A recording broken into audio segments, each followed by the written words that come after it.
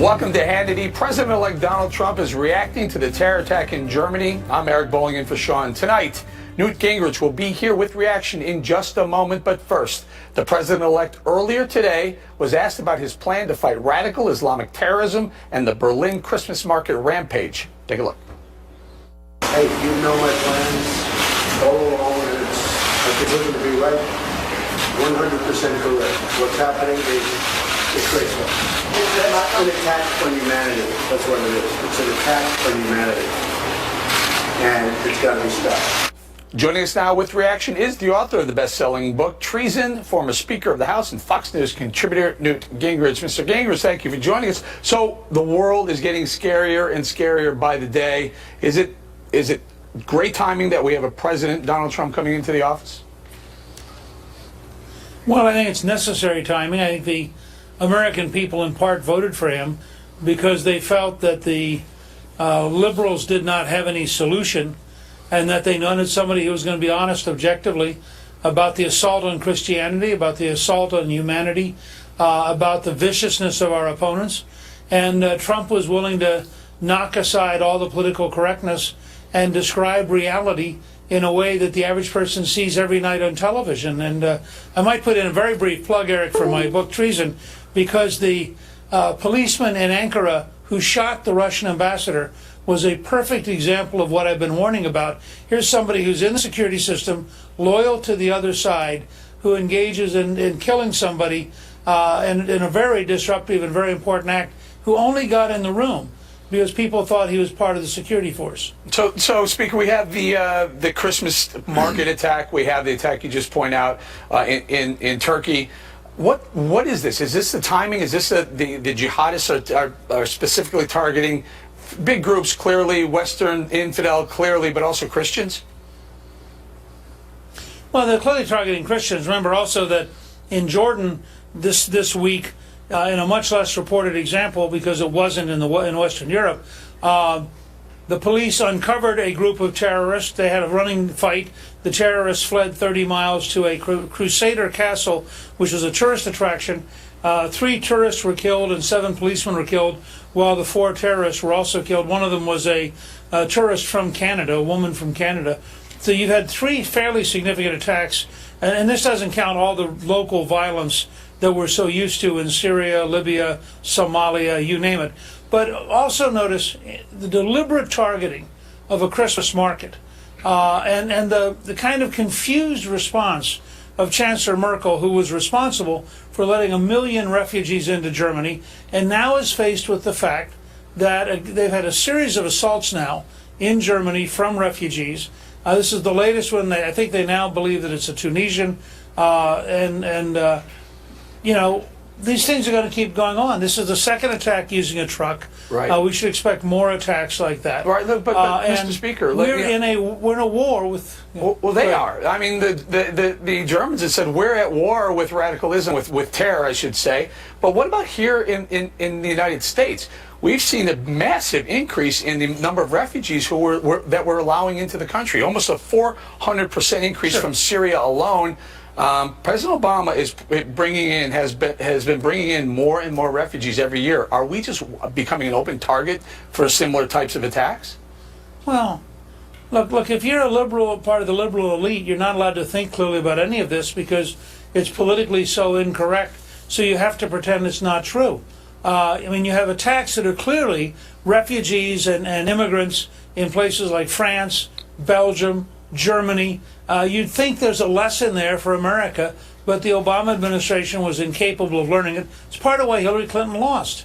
I think people had a deep instinct that she didn't understand the reality of these new threats. She wouldn't do things to meet them.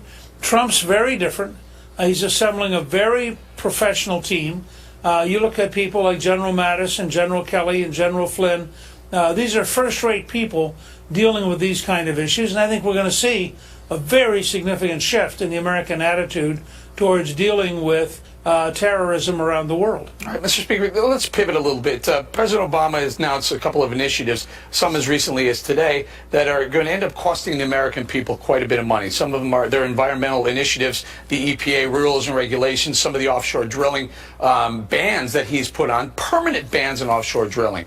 Tell us how an incoming President, Donald Trump, should handle all these initiatives with 30 days left in President Obama's term.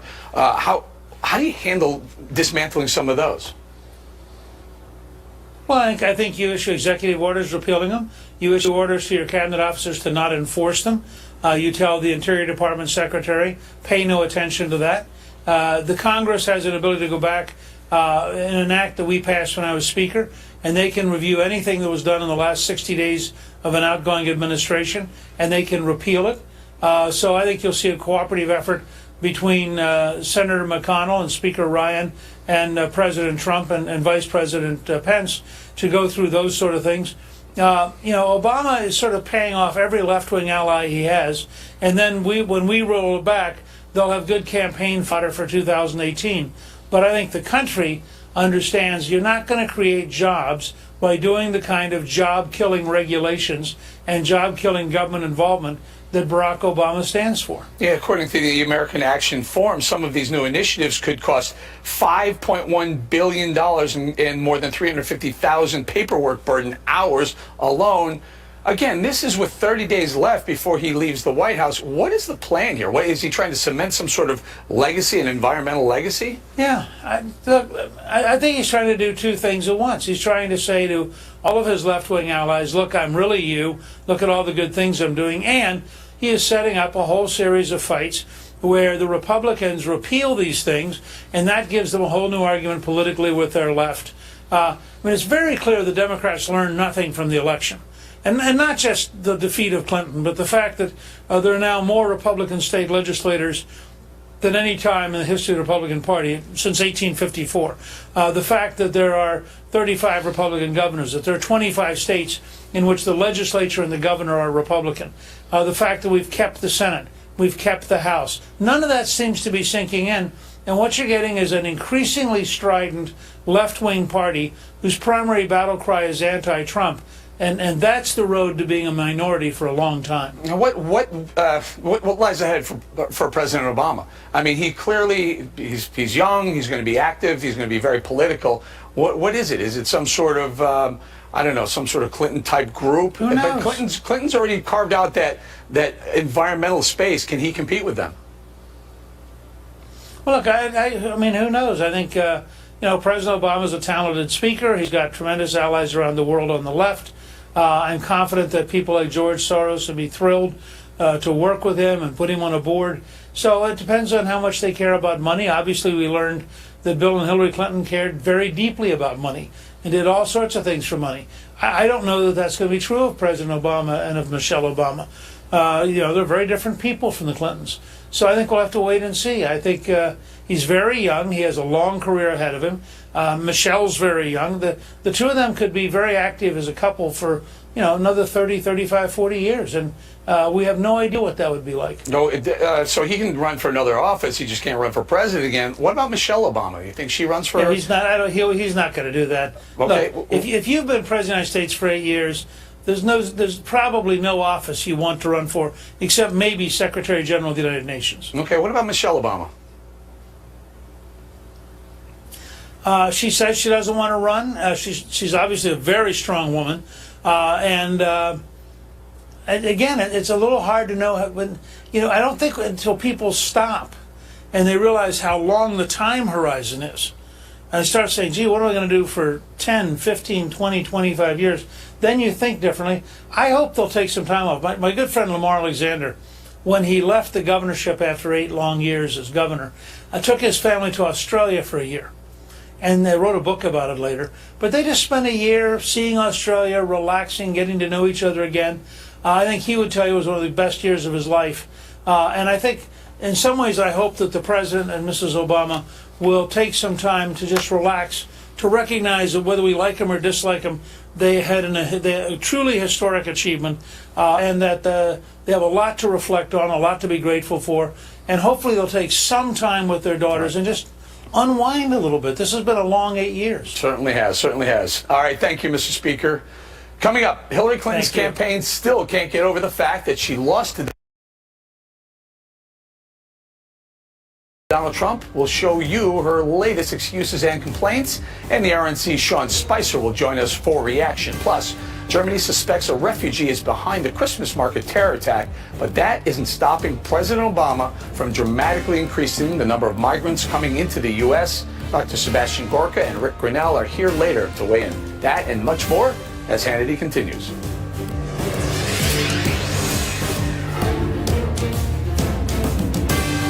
News headquarters. I'm Jackie Ibanez in New York. President-elect Donald Trump reacting to the Christmas market attack in Berlin, Germany. Mr. Trump saying the violence is an attack on humanity and validates his assessment of Islamic-inspired threats. The president-elect also suggesting he might go forward with his plan to temporarily ban Muslim immigrants.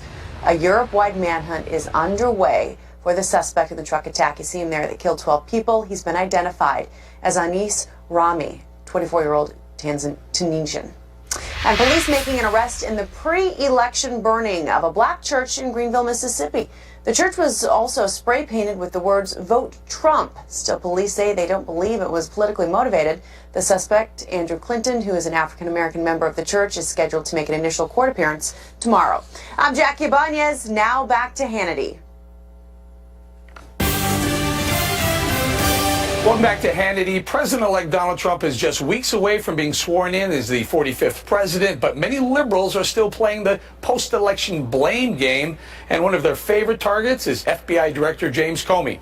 Yesterday, Clinton campaign press secretary Brian Fallon went on a Twitter tirade against Comey after the FBI unsealed court filings related to its renewed probe of Hillary Clinton. Fallon tweeted in part, quote, "On day when new election data freshly suggests decisive impact of Comey letter, it is salt in the wound to see FBI rationale was this flimsy. And yes, campaign made errors, especially in Wisconsin and Michigan, but Comey must account for his actions too, given how unsupported we now see they were." Joining me now with reaction is RNC Chief Strategist and Senior Communications Advisor to the Trump transition, Mr. Sean Spicer. Thanks for joining us. So all I've heard since the election was it wasn't Hillary's fault. I know. It was the Russians. It was Comey. It was the voting booths. It was the upside is they're on step 8 of the 12-step program. I think they hopefully can get through this before the end of the year. Look, they were expecting a coronation. They had the fireworks out.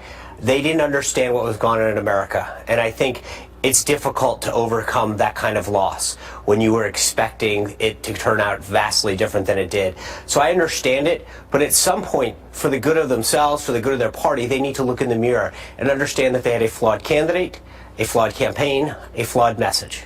Now, what is the flaw there? I remember 4 years ago, your group, Reinson, yourself, put out a GOP autopsy. Right. And we thought, what's going on with the GOP? Is it a dead party going forward? Here we are 4 years later. All of a sudden, GOP is flourishing across the board. Senate, House, right. White House, state legislatures, governor's mansions. And the Democrats are going, wow, we need an autopsy report. Well, there's two things. One, we at the RNC, under Chairman Priebus's leadership, put the infrastructure there, the technology, the ground game, and then Donald Trump brought the message and the candidate. And when combined, you can't stop that. That's an unstoppable. The problem with the Democrats... We heard you didn't have a ground game. Right, and apparently we did. But we kept telling folks we did. I think for a lot of folks in the liberal media, they just insisted because Hillary Clinton was a lot of talk. They didn't believe what we were selling. I think we proved everyone otherwise. To your point, there's not much left to win on the Republican side. We've got control of the state legislatures, the governors, secretary of states, all the way up to the presidency. I think we're a very, very healthy and vibrant party. Donald Trump's breathed new life into the party, which was very helpful. It motivated the base. It got people excited. But they have a problem. And 2018 looks great for the GOP. Right. I mean, we're going to continue to pick up seats. And I think it's that, not just the political part, but when you see the actions, what Donald Trump's going to do day one, the first 100 days, the first year, it's going to be the stuff that he's going to talk. He's repeal and replace Obamacare, focus on infrastructure, put American jobs first. Everything that he's going to do, buy American, hire American, there's going to be a renewed focus on the American worker, the American business, the American taxpayer that this country hasn't seen. What's this business about President Obama throwing some regulation, last minute regulation on America? Thank you very much, Donald Trump. Here's an anchor, grab it. I know. Well, and I think it just means it'll be 30 days now before we have to undo some of those things. But I understand, look, he's got 30 days left, President Obama, and he's going to try to do everything that he's got left on that list of his. Luckily for the American people and the American businesses, Donald Trump's going to come in and bring that much needed help that they've been looking for a long time. How does the Trump campaign see when a president on his way out, 30 days left before he leaves, throws a permanent ban on offshore drilling, some drilling on federal, permanent, not just until he's gone. Well, but everything that's been done, there are ways to undo it, and I think President Obama is trying to do what he wants to do in the last remaining 30 days. But I think Donald Trump's not. I mean, we're going to make sure that on day one, the focus is back where it should be, on making sure that we have economic growth, on job creation, renewing a system of health care that puts the patients first. So there's going to be real change, and the end of business as usual is going to come on January 20th. Back in liberal politics, are we done with the Clintons now for a while? Well, I think so. I don't. They lost on election day. Then they helped fund all these recounts. They lost the recounts. They lost votes to Donald Trump through their efforts. And then they funded this effort and got behind this effort for the Electoral College. And she lost 5 electors: 3 to Colin Powell, 1 to Faith Spotted Eagle, and one to Bernie Sanders. So everything that she's done in the last 40 days has gone backwards from what she tried to do. So I think at some point, for the greater good of themselves, they've got to start to understand that they lost this election because of their failed message, not of anyone else's. All this stuff that they want to blame on everyone else, it wasn't Jim Comey that put a secret server together. It wasn't Jim Comey that sent classified information on that server. It wasn't Jim Comey that did everything. She's upset because she got caught. And I think at some point they've got to realize that it was their actions and their words and their failed message that cost them this. I got one final question before I lose you here, Sean. The world's getting every day it's a more dangerous place. That's right. I would personally like to see President-elect Donald Trump and President Donald Trump participating in those daily briefings. Am I crazy? No, he is getting a briefing every single day from his national security team. He got the presidential daily brief this morning. He was with a whole host of admirals and generals. This idea that he's not getting briefing is patently false. Every single day, his national security team is 100% briefing him, making sure that he's up to date on every threat that our nation faces. That's very, very comforting. I'm glad we straightened that one out. Sean Spicer, thank you very much. Thank you. Coming up, while authorities suspect a refugee is behind the Germany terror attack, the number of migrants President Obama is letting into the United States is exploding. We'll show you the shocking statistics, and we get reaction from Dr. Sebastian Gorka and Rick Grinnell. Plus, well, 1 month from today, Donald Trump will be inaugurated. He's nearly finished with his cabinet, and outside national security, the billionaire president has surrounded himself with billionaires. The liberal media is finding a new way to attack President-elect Donald Trump with claims that members of his cabinet were too successful in the real world. Anthony Scaramucci from the Trump transition team is here next to respond. All that and more as Hannity continues. From what appears to be a terrorist attack carried out by a refugee here at home, President Obama is doubling down on his efforts to offer asylum to migrants.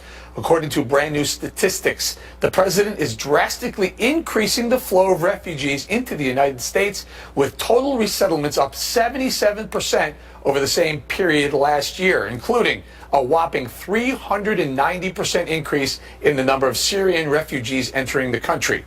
Joining me now with reaction is the author of Defeating Jihad, The Winnable War, Dr. Sebastian Gorka, as well as Fox News contributor Rick Grinnell. Dr. Gorka, let's start with the 390% just from Syria alone. The total number looks to be somewhere around 110,000 refugees. I think our audience is going to be fairly shocked at the number of refugees coming into the United States in total. And as they should be, especially when we are told by the FBI that we cannot vet people coming from active war zones where there are jihadi organizations like ISIS, Al-Qaeda. What's even more disturbing, earlier this year, Eric, the Senate, one of the committees in the Senate published a report based on Department of Justice figures that looked at who is actually executing terrorist attacks in America after 9/11. We've prosecuted 580 people in America since 9/11. 24 of them had refugee asylum status. 33 people were here illegally on visas that had expired. And they're from all the obvious places: Yemen, Pakistan, Afghanistan, Iraq. This is a no-brainer, Eric. This is a threat that is real and is already harming Americans. Now, Rick, have we learned nothing from Germany? Have we learned nothing from the Bataclan in Paris? Have we learned nothing from Nice, France? That sometimes, if you're bringing in refugees, sometimes they radicalize, self-radicalize, or get radicalized from the Islamic terrorist groups, and they become dangerous. Well, certainly the Obama administration hasn't learned the lessons. And look, let's be honest, Europe hasn't learned the lessons. I'm still concerned when I look and I see throughout Europe, and specifically in Germany, just what's not happening. I'm amazed that governments aren't responding. If you're living in Europe and you're seeing this unfold, you're seeing that a gentleman has 8 different names and was on a target list, but yet is slipping in and wreaking havoc, and part of this, radical Islamic terror network is unfolding across Europe, and your government is not responding appropriately. I think this is a big problem. We need to learn the lesson of what's going on in Europe by saying we've got to slow down. ISIS has already said, Eric, that they are trying to take advantage of Europe's refugee crisis. So let's take that clue and let's slow down the process. Let's get it right. Let's work with the United Nations, who, when you have a situation like Syria where refugees are flooding out, the UN is first on the ground. They're the ones that are supposed to be looking at these refugees and deciding, are they legitimate? Are they true? Are they going to other countries? We have to be able to get this right. And when I say we, I don't just mean the United States. I mean every government in the world. We should be able to work together and figure this out. Dr. Gorka, please help me out here. We're talking about extreme vetting. How, however, can you extreme vet someone who comes from a country like Syria when there may be no employment records, with no school records, no criminal records? It doesn't matter how much time or how thoroughly you vet these people. If you don't have the information to start with, aren't we going to get bad actors? There's only one way to do it, Eric. So my parents were refugees. They escaped a communist dictatorship, and they arrived in a refugee camp in Austria with nothing. No money, no documents, nothing. So how were they allowed to settle down in Western Europe? And how was it that they proved to the refugee camp officers that they're not members of the secret police or agents provocateurs? How? Through an extensive series, weeks of counterintelligence interviews, whereby their story had to stand up 10 times, 20 times, until they convinced that national security professional that they are not a threat to the nation they want to live in. We don't have the manpower for that. We are already trying to track down 900 ISIS cases across America. The idea that we're going to sit down with 50,000, 100,000 refugees and have each one be interviewed for weeks on end is never going to happen. That's why Mr. Trump's moratorium on war zone refugees makes sense. And Rick, I'm looking at the numbers, 110,000 refugees we're going to admit in the United States. Let's just say we're 99% effective. That's 1,100 terrorists that we could be letting in. Let's say we're 99.9% effective. That's 110 would-be killers of Americans. Well, look, I don't think that we are compassionless. If we look at someone who has no records, they have no, marriage certificates from the Damascus City Hall, because Damascus City Hall is burned down. If you don't have proper documentation, I don't think that that means that we compassionately have to let you in. I think that means that you don't get in because you don't have the proper identification. You don't have the proper information. I don't think that that is, a moral hazard. I think that it's the right thing to do. It certainly is a product of war. It's a terrible thing. And that's why we go back to the original problem when the Syria crisis was unfolding. That's when you have to try to solve these issues. We're now 6 years past where many of those refugees who have been living in tents are frustrated, and you can't blame them for wanting a better life. But I think that the international community has to do a better job in the very beginning to solve these problems, so that once you can solve their problem, they go back to their original country. That's where they have family. That's where they know the language. That's where they want to go. Mm-hmm. So, Dr. Gorka, we're pointing the finger at Syria, but frankly, Syria is not the only issue here. I'm looking at the numbers. Somalia actually put more, we took in more Somalian refugees than we did Syrian refugees. Iraq, almost the same number. We were talking several hotspots. Some places that are, frankly, very dangerous places. We're taking a lot of people from these countries. Eric, you know why? Because we haven't had leadership in the world for 8 years. There are now 65 million displaced persons in the world today. That's more than we had after World War II. Because this is the price of having a world destabilized by jihadi groups like ISIS, Al-Qaeda, Al-Shabaab in Somalia.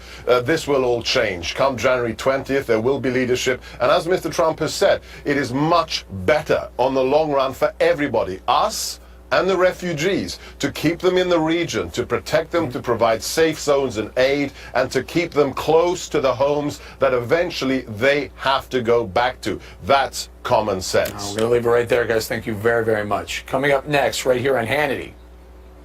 Well, 1 month from today, Donald Trump will be inaugurated. He's nearly finished with his cabinet, and outside national security, the billionaire president has surrounded himself with billionaires. The liberal media doesn't get it. They're now criticizing President Donald Trump's cabinet for being too successful in the business world. Anthony Scaramucci from the Trump transition team is here next to respond. And later. First off, try to recognize that America was never great for anyone who wasn't a white guy. MTV News is under fire for releasing a video slamming, quote, white guys. Sheriff David Clark and Larry Elder will join us for reaction, that and much more straight ahead on Hannity. One of the great cabinets, certainly a cabinet with the highest IQ that anybody has ever. I mean, these are seriously great people. I think it's going to be one of the great cabinets ever, ever, ever. Leaders and titans of industry, art, sports, science are reaching out and want to find ways to help. That was President-elect Donald Trump promising to assemble a cabinet of CEOs and business leaders to help clean up Washington. Of course, the out-of-touch mainstream media thinks that's a bad thing. Take a look. Well, 1 month from today, Donald Trump will be inaugurated. He's nearly finished with his cabinet, and outside national security, the billionaire president has surrounded himself with billionaires. Critics like Senator Bernie Sanders say Mr. Trump's choices fly in the face of his populist campaign message. And to appoint the cabinet of billionaires to be taken on the establishment. Having millionaire and billionaire cabinet secretaries is not unprecedented. They tend to attract slots at the Treasury and Commerce departments. But Scott, neither President Obama nor President George W. Bush had a single billionaire in their first cabinet. Also tonight, President-elect Trump names businessman Carl Icahn as special advisor to the president on regulatory reform, and economist Dr. Peter Navarro to head the White House National Trade Council. Joining us now with reaction is the author of Hopping Over the Rabbit Hole, Trump Transition Team Executive Committee member Anthony Scaramucci. Anthony, good to see you, my friend. I'm in favor of very, very successful people like yourself and some of the people that Donald Trump has named to his cabinet. I'm in favor of them heading this big corporation government that we have called America. Well, I mean, I would love to see the left have the headline, "The hatred of billionaires and American success stories is over," but that's not going to happen, unfortunately. For some reason, they think, Eric, by pitting classes against each other, that's a good political device. But I can tell you that I'm the product of a middle-class family, as I know you are, because I read your great book, Wake Up America. And so for me, I would tell people that the message from the top here is we want to hire the best people, the most talented people in each one of these areas to help the people of the United States. And a lot of the billionaires that are being referenced are classic American Horatio Alger success stories where they built themselves up from middle-class origins to where they are today, Eric. And so for me, I want to see a restoration of that, where working class families have those aspirations for their children and grandchildren. And if we get the policies right, Eric, we can do that for every American. And I'm very excited to have the opportunity to be a part of the selection process. You know what the very successful business leaders have in common? They know a good deal and they know a bad deal. And they know when to walk away from a bad deal. And they know how to cut the fat. If they're overemployed in certain areas and they need to move some employment from there to here, or even cut employment in certain situations, they make the whole unit, the entity, bigger, better, and healthier. I completely agree with that. I would add a few more things. There's no political vindictiveness. There's common sense in terms of the orientation. There's problem solving. There's a practicality to the response to things. The president-elect himself has called for a problem-solving presidency, one that's practical, one that's talking about bringing clean water back to Flint, Michigan, as an example, one that's talking about giving families great school systems where their children, no matter what the zip code of the child is, they get into a great school system, Eric, and they get the opportunity that we want all of our children to have. So what I don't get about the left, and it's very puzzling to me, why they don't like rich, successful people. I don't understand. I think it has something to do with they think that rich people have gotten there through a nefarious way. And I can tell you categorically that that's not true. Or on the left, they think people who are successful at the expense of other people who may not be as successful. That's not necessarily the case. As you know, a rising tide floats all boats in all levels of the income spectrum. I completely agree, and there's a lot of criticism of right-leaning billionaires. The left-leaning billionaires don't get hardly any criticism. In some ways, they get beatified.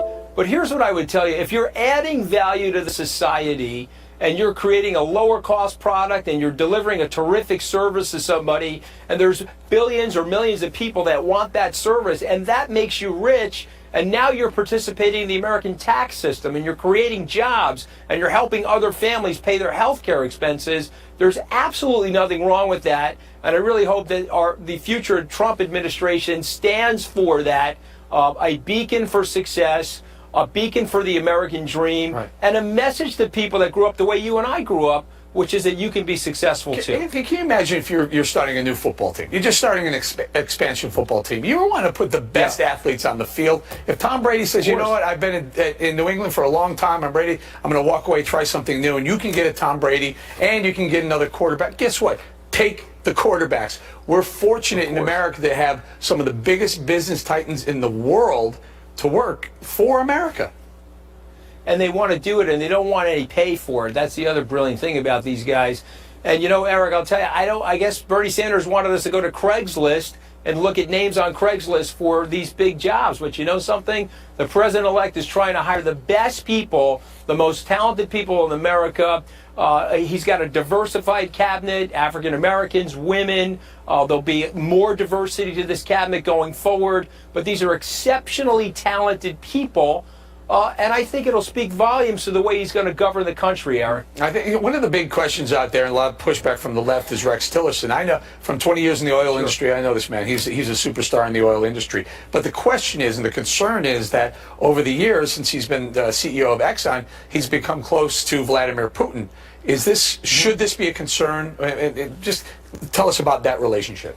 Well, in so many different ways. Rex Tillerson is an Eagle Scout. If you know anything about the character tests that you need to go through to become an Eagle Scout, this is a typical, quintessential American man who is going to protect America and think about American interests. So the nonsense that he's friends with Vladimir Putin, and that would mean that somehow the Russians could curry favor against the interests of the United States, is absolutely nonsensical. The president-elect picked Secretary of State designee Tillerson for a lot of different reasons, but here are the two most important ones.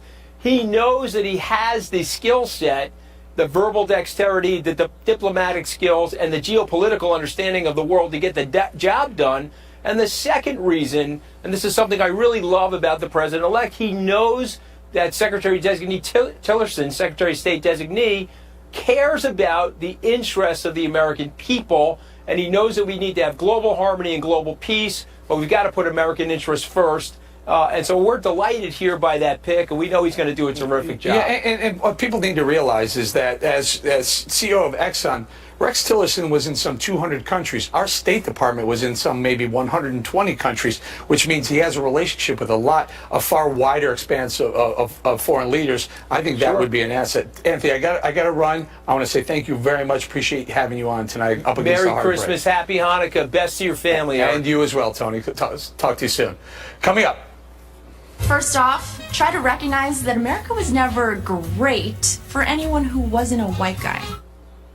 Outrage is building after MTV News put out that video lecturing white men. Sheriff David Clark and Larry Elder are here next with reaction. That and more as Hannity continues.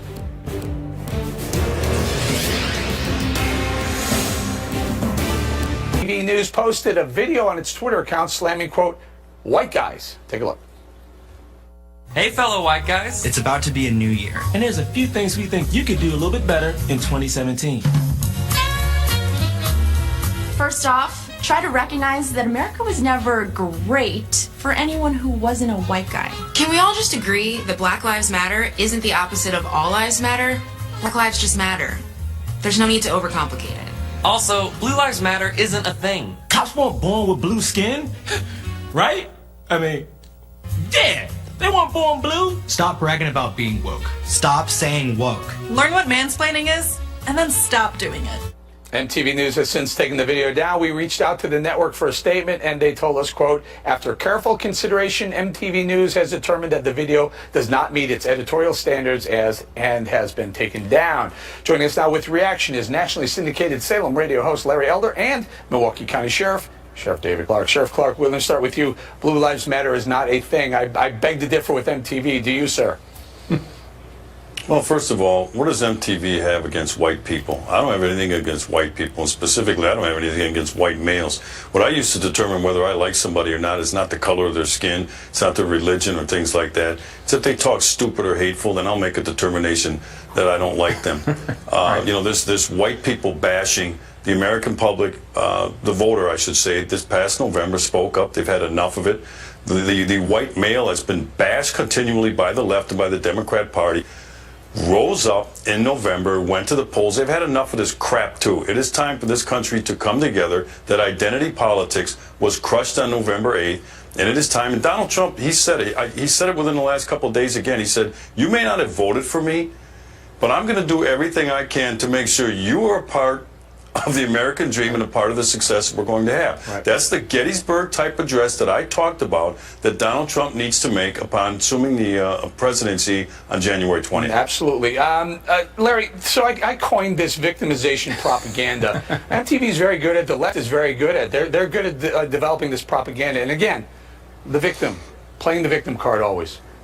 Well, that's right. And, you know, there are two groups you can malign in this country and ridicule without any kind of pushback, and that's black conservatives and white males, as Sheriff Clark just now pointed out. And what's interesting about this is one of the speakers said that just because you have black friends doesn't mean that you're not racist against black people. Let's talk about that. There was a Rasmussen poll a few years ago. They asked blacks, Hispanics, and whites, of the three groups, which one is the most racist? White said blacks were more racist than the other two. Hispanics said blacks were more racist than the other two. Blacks said blacks were more racist than the other two. Regarding anti-Semitism, about 12% of the country is anti-Semitic, but about 36% of blacks are. And regarding Hispanics, there was a Duke study that found 60% of Hispanics felt that there were, quote, few or any blacks, close quote, who weren't lazy. So where's the MTV video with resolutions about blacks and Hispanic racism against other groups? Well, it is ridiculous. Sheriff Clark, let me, Larry pointed something out. I have to ask you this. It's a fairly provocative comment because people are going to push back on it. Can African Americans, can blacks be considered racist? Of course they can. I mean, look at Al Sharpton. Look at Obama. You know, look at Eric Holder. I could go on and on and on in identifying those that are black racists. But, you know, here's the thing. You know, this country's been great to me. When that clip was played, it said America's only been good to people who are white. No, America's been great to me. I've been able to reach my full potential. But I've been raised not to view everything through the lens of race. When I look at you, Eric, I don't see a white guy. I see a TV host. That's how I look at things. And I think the more that we get back to that, and the more that Donald Trump, who reached out to the black community, I was ecstatic when he did, and he kept it up. He didn't just stick a toe in the water. Donald Trump was sincere. that life in the American ghetto for black people is horrible. Many of those cities are run by liberal Democrats. So it's time for this country to come together. I know it's going to be a tough thing to do. The liberal media is going to continue to undermine this president, this future president, and smear him and all the people associated with him.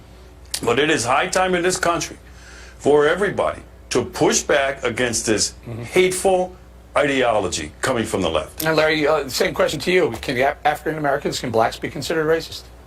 Of course they can. Are you kidding me? As he pointed out, you got Al Sharpton, who's made all sorts of statements against white people, against Jews. What about Reverend Jeremiah Wright? My goodness, of course they can be racist. But the point is, racism is no longer a major problem in this country. If you get an education, invest in yourself, don't make bad moral mistakes, you can make it in America. If my father could, who didn't know his biological father, was a janitor growing up in the Jim Crow South, literally was kicked out of his house at the age of 13, became a Marine, started a small cafe, and built a cafe and retired in comfort. If he can do it, anybody can do it in America. Sheriff Clark? We have a chance when Donald Trump is sworn in as the 45th president of the United States to sincerely experience a post-racial presidency. It did not happen under Barack Obama. I believe it will happen under Donald Trump. Do you, Larry? A lot of people are saying that the opposite might happen. They're concerned that Donald Trump... But again, let's go back to what the actual numbers were. The turnout was in the election. African Americans voted for Donald Trump at almost the degree that they voted for Mitt Romney plus John McCain combined, and Hispanics. Donald Trump outperformed almost every estimate among Hispanics. That's right. It defied all the experts. Despite the alleged racism that he had against blacks and Hispanics, he got a higher percentage of the Hispanic vote than Mitt Romney did, higher percentage of the black vote than Mitt Romney did, higher percentage, way higher than John McCain did, and of the 700 counties that voted for Obama in 2008 and in 2012, he flipped a third of them. So I guess the third of them contracted a case of racism in 2016 that they didn't have in 2012. All right. Well, Sheriff Clark, I guess you know that comment, what have you got to lose, really resonated. Quick thought. Big time, big time. He has a message of inclusion that resonated with all Americans. Make America Great Again resonated within the black community. Sure, the Democrats, it's going to take some time for these numbers to flip, you know, in terms of this monolithic black voting pattern for Democrats. But I believe Donald Trump has already begun to chip away at it. And if he continues that, it's going to spell doom for the Democrat Party. All right, gentlemen, you know what I see when I look at you guys? I see a great law enforcement officer and a great radio host. Thank you very much for joining us. Thank you very much. I appreciate it. And Sheriff Clark. Coming up, tonight's question of the day is next. Stay with us.